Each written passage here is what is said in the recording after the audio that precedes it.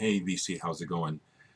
So here I am making a video. I didn't think I would, but it's been an interesting day. It's a Sunday, and been one of those days where I have a bit of the clouds. Not circumstantial depression. It's something that I deal with. In the summertime, I have a point in the summertime right about now, usually end of July, August, where just whoop, it's a cycle, and then a big one in the fall. And today has been a moody day. It's better now, and some vinyl therapy helped. It did. Um, and then I got to watching some videos and see that Universal Mind has asked a good question, so I'm going to answer it as well as talk about what I bought today. Also want to let Adam Briggs know that his records arrived. Now this is really nice. I don't have a doorbell. I need to get a new doorbell. So I sit a lot of times here watching for the mailman as well as just other things. And I missed him yesterday. And when I went to leave the house this morning, there was a package against the front door. They usually leave it at the back, but apparently I was here. I didn't hear them. They couldn't. The back door was locked. And I guess it's just a nice testimony to whatever that there was this package sitting in plain sight on my stoop all night and most of the morning, and no one bothered it. And thankfully, even with this weather, the records are not warped. I'm real happy about that. So I bought from Adam for I think $2 a piece. I bought this Jumping and Swinging by Bill Doggett and his orchestra. Honestly, the reason why I bought this more than liking Bill Doggett, because he plays that kind of honky-tonk stuff that I don't really like, is that it's on Polydor International. It's an import. I have a thing for imports. It was only $2. I'll play it once, but it's a perfect example of music that you don't need to think to enjoy. I got the Jack McDuff from him. This again is like Brother Jack McDuff is not someone who I particularly have been fond of over the years. I know he's a player, but I think it's because he's so bluesy. But the reason why I bought this one is because it's on Prestige. Okay? That alone makes it more collectible to me personally. Not that it's worth any money at all. It's not. But it's on Prestige. It's a nice gatefold. I hope I end up eating my words and finding out that I really like this and this Bill Doggett. I just know, in general, honky-tonk and that kind of shuffly stuff, as soon as it starts, it's like, oh, God. That's my reaction. I bought this Charles Lloyd. I had never seen it before, and I know that Charles Lloyd has a varied career. He has some crap albums. This could be one, but again, it's on Pacific Arts. I like that label for the most part, and the price was right. Lastly, this one I was definitely needing to get this, and that's "Fly with the Wind," McCoy Tyner. McCoy Tyner is just an excellent musician. I love the way he plays the piano. I love his voice, and so I get drawn in to what McCoy has to say. Universal Mind, hang on for a minute. I will answer your thread. Let me just show you a couple more records. Like I said, I needed some vinyl therapy today. I needed something to help my mood, and vinyl therapy helps. I dare say if I were less rigid or something, a good workout with a girlfriend or something would do it. But it's just really extremely difficult for me. It might seem odd to y'all that I'm as likable as I seem to be, that I have so much difficulty with intimacy, but I do. So that would be helpful to have a partner to get crazy with, but I don't. So I bought some vinyl.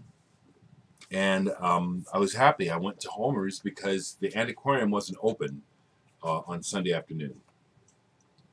And I've been saying to myself, if I see something by Baroness, next time I see it, I'm gonna buy it, because I don't remember ever seeing their albums, you know, locally. And sure enough, the new one, Yellow and Green, it's just black vinyl, not just, but it's black vinyl. You know, I love colored vinyl and splatter and all that stuff, and I think River has a pretty amazing copy that somebody does, as I've shown it. But I saw this and I said, okay, I don't like the price, but I want some Baroness. I love this artwork. River, I can understand you collecting this guy. And first listen, just one side. I think I like it. You know, as a person making music, I'm noticing more the way I listen to music. I've always been a thinking type of listener.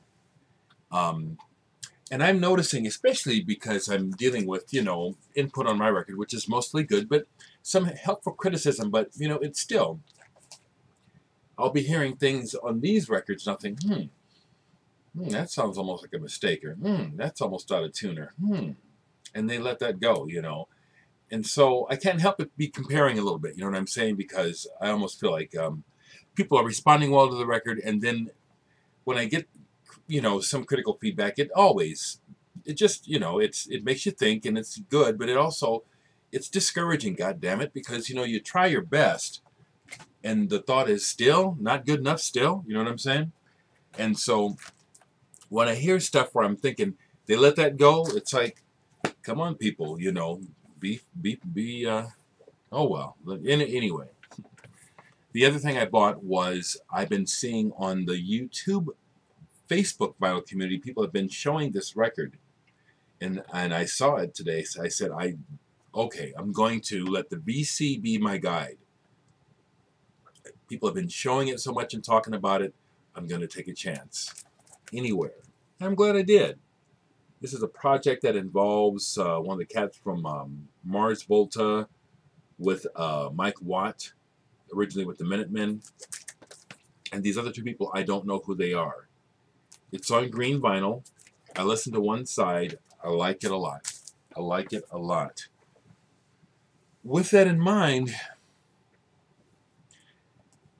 what is an album that makes me think? Well, a lot of them do. It's the way that I listen. A lot of why I listen is to learn. I discovered as a child that listening to songs, listening to music was like traveling the world. That, especially when music and songs would literally spark my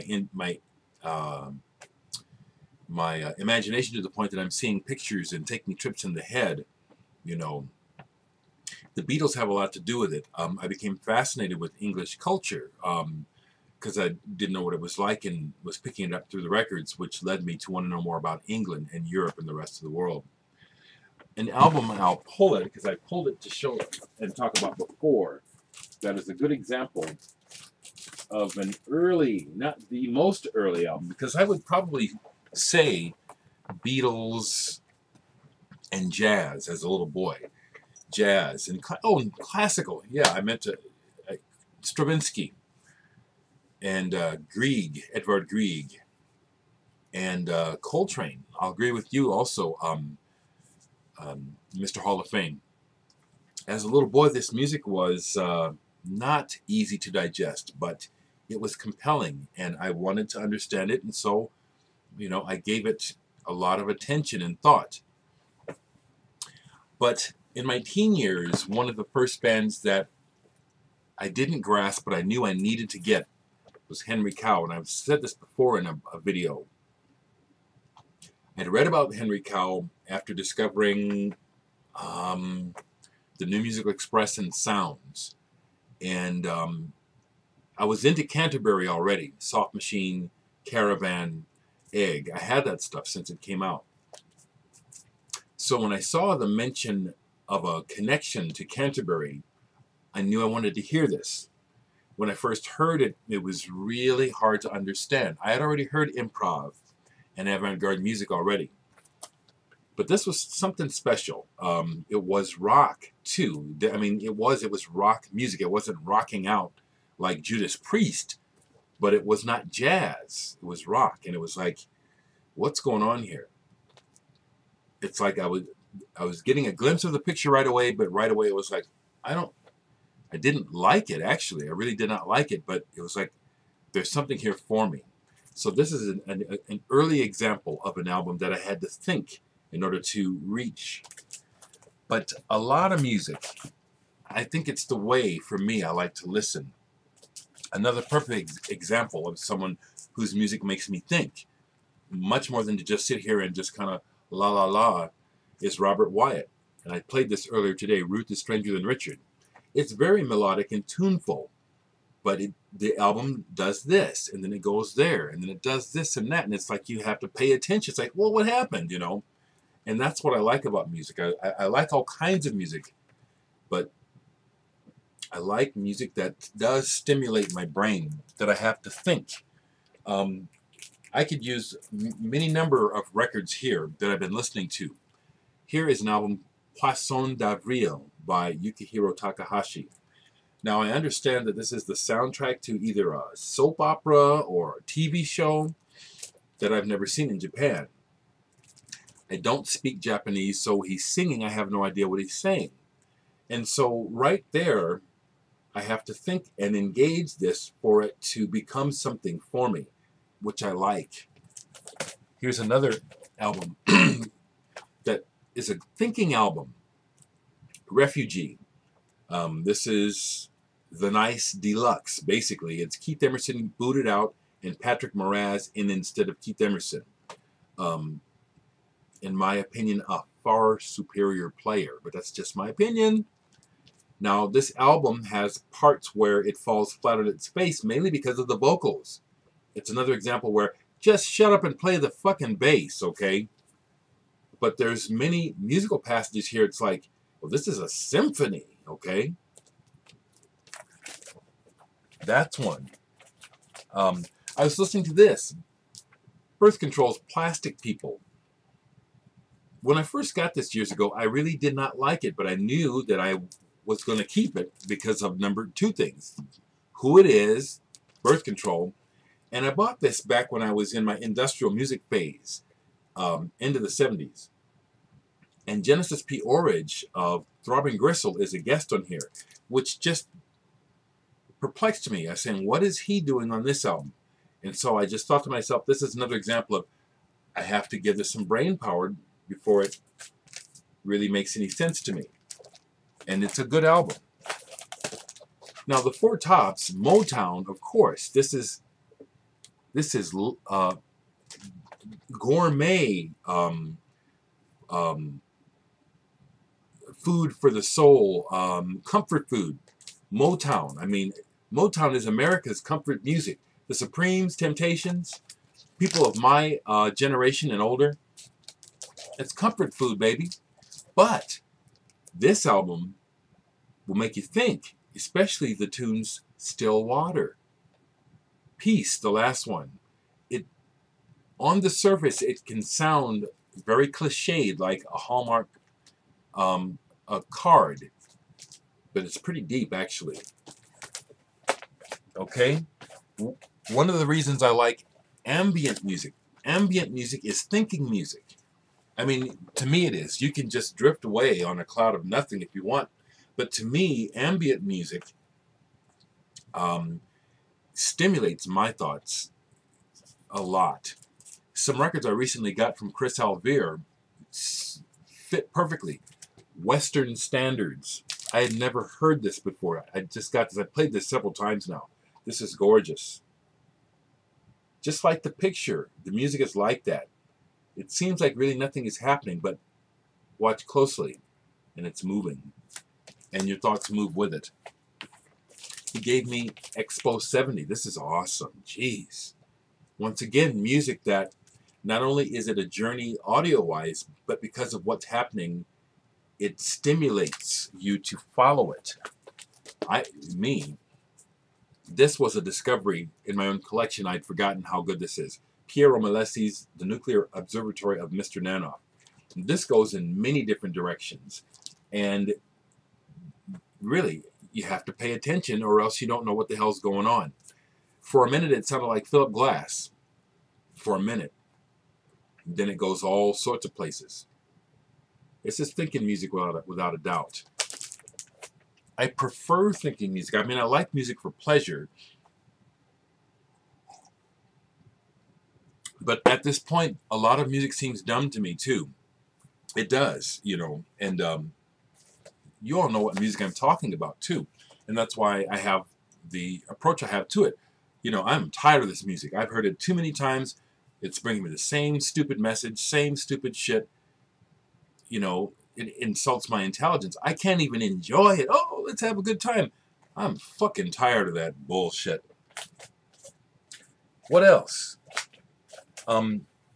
Techno music, depending on how good it is thinking music. Exquisite Corpse. I just got this from Acid House 100. Good example. This one too. This is good. Good thinking music. Let's go over here to this pile. Oh, okay. One of my favorite bands of all time, Genesis. For example, this is Trespass. This is, along with From Genesis to Revelation, this is two of their early albums that are considered weak. Wrong, people. The problem is you have to go deeper. Now, side one is just kind of so-so, but once you get to side two is Genesis. Genesis has arrived on this album already. Not Nursery Crime, the one after this. This one. I'm challenging you all, okay? Those of you that love Genesis but haven't quite gotten to this album, side two. Put your thinking cap on when you put it on. Things will change. I'm waking up, and it's the coffee, too. L'Incendie. I just listened to this by Bridget Fontaine and Dereck. Once again, I don't speak French, so I don't know the words. But the music, the mood, the way the songs move from one to the other, it gives me a picture, and I love how it stimulates the picture that my mind wants to see. Whatever it is, it's taking me there, okay? Another example of Yamashita's Come to the Edge. This is primarily percussion.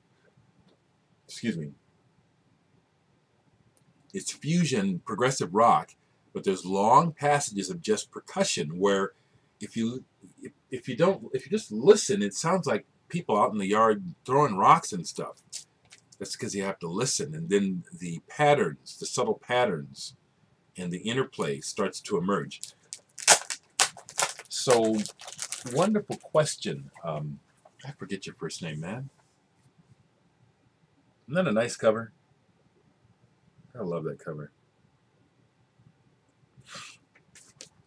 You know, it's been proven scientifically that listening to music, especially certain types of music, makes you smarter. They've been showing how older people with Alzheimer's and people who seemingly were so old they left the planet already, you play some music and everything comes back, you know, recognition. I say the same thing about music, and that's why I challenge myself and I challenge the rest of you folks. It's good for us to leave our comfort zone.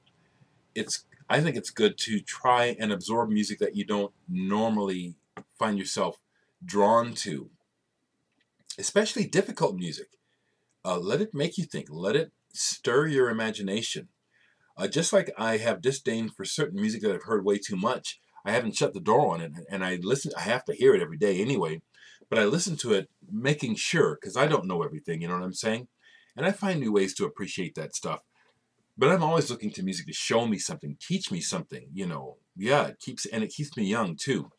With that in mind, I believe it's my friend in Romania or Slovenia that sent me these burned CDs, and I got a chance to listen to some recently, last night as a matter of fact. This one is really good. Is this called Sonchniopot? Sonchniopot? This is jazz. There's a 17-minute track on here that acts like a Coltrane track. Really good. This one is kind of covers of well-known songs like The Locomotion, Waiting for the Man. This one's kind of kitschy fun, but, you know, that's about it. The ska thing, I don't like ska. I mean, as to listen to, it's good time music. It's like, I suppose maybe if I ever meet somebody that makes me happy in that way, that I'll be ready to loosen up and have a good time with everybody. But mostly good time music is like, get that shit out of my face, you know. And this was an example of it. It's like, okay, yeah, whatever. But thank you for them, okay? So that is my answer. And then Popol Vuh, I just played this recently. Man, talk about a record for the head and the heart.